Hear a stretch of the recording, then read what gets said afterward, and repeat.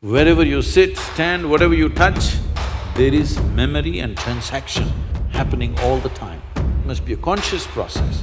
If it's a compulsive process, then you will pay the price for it. It is not that this is sin, that is sin. The question is, what is your priority in your life?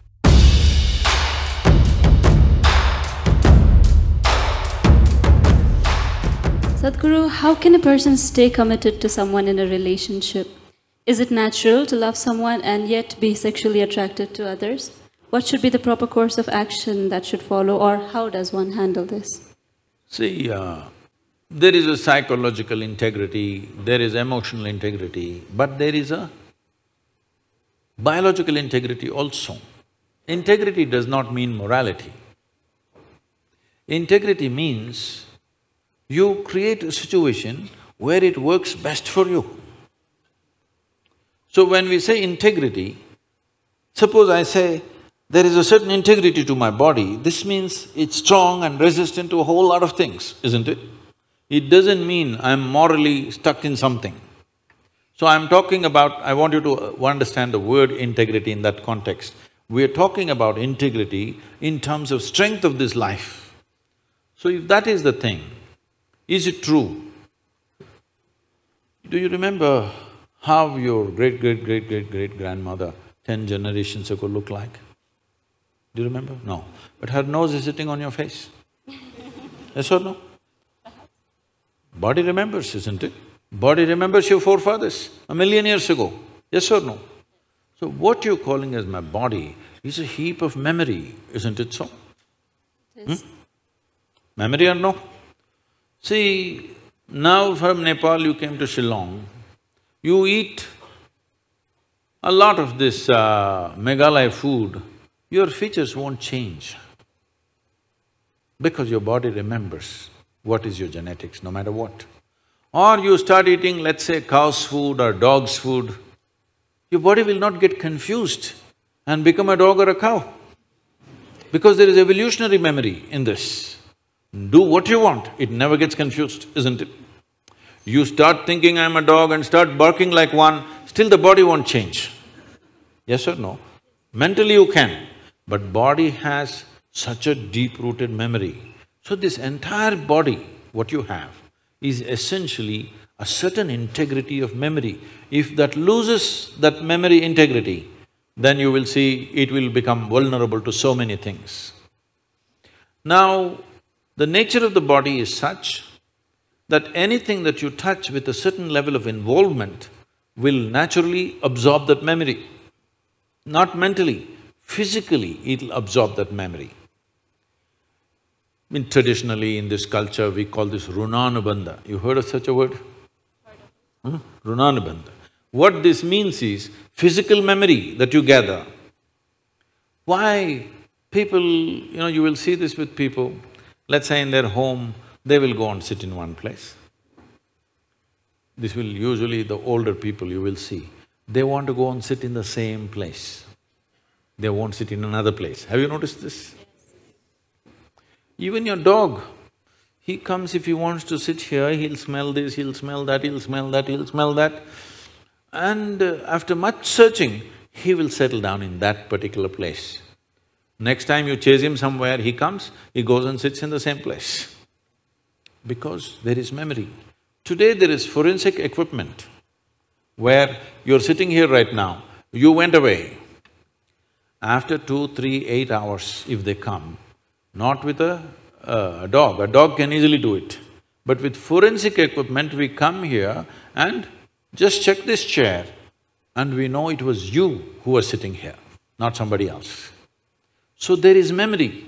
Wherever you sit, stand, whatever you touch, there is memory and transaction happening all the time.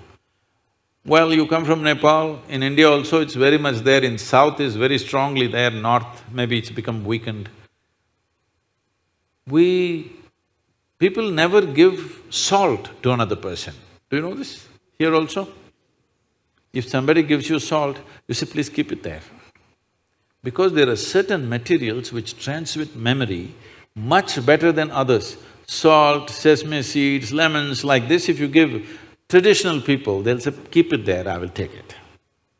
because they don't want to develop Runanubandha with you. Now, in India, if you see older generation of people, if you try to shake their hands, they'll do like this, because they don't want to get Runanubandha with you. Because the idea is to keep the integrity of your body's memory in such a way that it doesn't become vulnerable to other things, that you become a very integrated life. If you want to nurture yourself to be a certain possibility, then you have to maintain the memory integrity. This is what Runanubandha means. You keep your physical memory to the minimal. A sexual interaction is something where a huge amount of memory is taken from one to the other. So, always, not in this society, everywhere else, forever people saw the advantage of keeping that memory to the minimal. If you make that memory very complex, you will see to be at ease will become very difficult after some time. There will be pleasure, but there will be no joy in your life. You can observe people, don't go by what I'm saying. You can observe people, they will have pleasure, they will giggle all the time, but you look at them, there is no joy in them, there's no ease. Because the ease will go away with excessive memory. This is not only with sexuality, there are many other things that you do like this. Right now you see this very much in the Western societies. Wherever I go, especially in America, people will come, Sadhguru, where is my hug? I say, it must be with you. Why is it with me? It is not like at a certain moment when you feel close to somebody, you hug them. It's like all the time you have to touch people. Because today's psychiatrists are analyzing these things and saying that is because they have not been sufficiently touched by their mothers and parents at an early age. When they grow up, they're desperately longing to touch somebody all the time. All these things have a serious impact on one's life. How much physical contact when the child is born, this will determine how much physical contact they will long for later on. And the memory of what an infant picks up from the mother at that time, because till a child becomes 4.5 years of age, in many ways, energy-wise, it's not a separate life. It's still attached to the mother's body. Actually, if by nature if people go till then, they must be drinking the mother's milk and connected up to 4.5 years, that's how naturally it was. So, the energy doesn't mature. At that time, more and more memory that you get from the mother is better and better to strengthen this.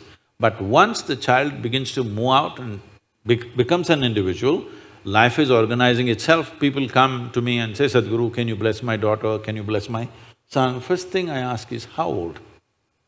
If they say 15, 16, 18, all right. If they're over 21, I say no. Because me blessing you, blessing will not go to your child. You may still think emotionally that's my child, but as far as life is concerned, it's become fully separate. Generally, the course of life is considered to be approximately 84 years or 1008 cycles of the moon. The cycles of the moon and our body is very directly connected. Only because our mother's bodies were in sync with the cycles of the moon, we are born, otherwise we wouldn't be born, isn't it? Hello? So, a full life is considered 1008 cycles of the moon, which will approximately considered as 83 to 84 years. So if one crosses 84, it's considered a full life. In this, the first quarter is the only time when it is connected to parentage. After that, the child must move, because energy-wise, you cannot connect those two lives anymore. So that is when the longing, if you have not created enough integrity within yourself, the longing for another body multiplies. Even though the hormonal phase may be higher between 15 to 20, the longing to bind and bond with somebody increases after 21 years of age, because unknowingly you're like a satellite who fell off the main mother. You come off the motherboard. Now you want to attach to something unless you find some integrity. This is why between 12 and 18, one must do lot of sadhana to strengthen the body, so that you don't desperately bind yourself to something or somebody. You must consciously, if you wish to take a partner, it must be a conscious process. If it's a compulsive process, then you will pay the price for it. This is not a question of morality. It is not that this is sin, that is sin. The question is, what is your priority in your life? If your priority is to make this life rise to a higher possibility, then you must be conscious. If you want to somehow live and go, it's okay.